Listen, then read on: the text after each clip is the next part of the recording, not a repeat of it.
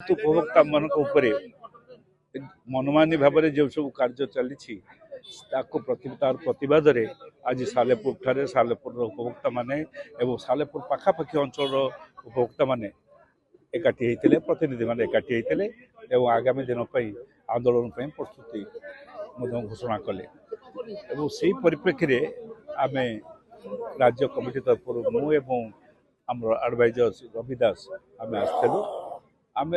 जो दाबी रखीचु से दाबी गुड़िक हूँ दाबी से दाबी प्राय सामान मान एकाठी एका दाबी प्रथम दाबी हूँ जे स्मार्ट मीटर लगे ना स्मार्ट मीटर लगे जितेबले से गोटे चुक्ति करेंगे आम सांगे 3 मिनिट भितर स्मार्ट मीटर जदि लाइन कटिला 3 मिनिट भितर लाइन लगेबे एवं मागणा भाव में स्मार्ट मीटर देवे ताहले स्मार्ट मीटर ये दुईटी कंडीशन पूर्ण कले लगे। द्वितीय कथा उठी एवं गोटे आडिशनाल सिक्यूरिटी डिपोजिट करार कारण सरकार ये जो कंपनी को एमती भाव में छाड़ी देइचंती आगुरु आमे समस्ते तो ये मिनिमम चार्जेस दौलु इलेक्ट्रिक चार्जेस दौलु किलोवाट पिछा 20 टंका लेखार बर्तमान कौन होती एवं गोटे बाहरी 19 मसीहा पर नहीं आडिशनाल ड्यूटी ने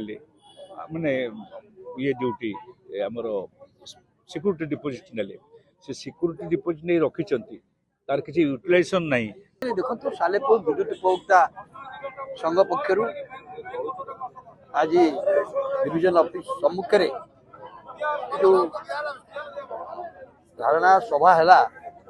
जो सभार की राज्य सभापति पंचानन आसते मुझे मुख्य कथा कौन मुख्य कथा हूँ जो भाव में हठात लोक मानू आडिशनाल सिक्यूरिटी डिपोजिट ना टंका देवाई जुलम कर अरे समस्त जदियो सबू बिल अच्छी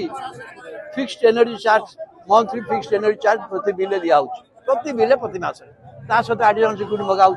से लोक अच्छा 2000 3000 5000 मगाऊ एक दुई कथा मन इच्छा स्मार्ट मीटर लगे स्क्वाड आसी लोक घर मीटर भांगी